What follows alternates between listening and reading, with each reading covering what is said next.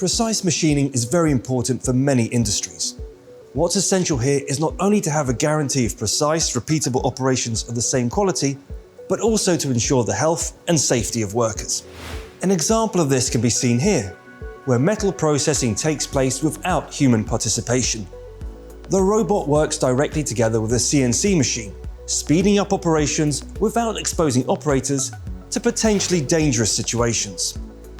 To simplify the process, the CNC machine controls robot movements with the help of the direct robot control function. Communication is quick and efficient, and both devices know the status of each other's operations. When the CNC machine gives a command via G-code, the robot either feeds or removes the material that has already been processed. Everything is done effortlessly and without any risk to workers, exemplifying how maximum convenience can be achieved in an otherwise complex process. See you in the next episode.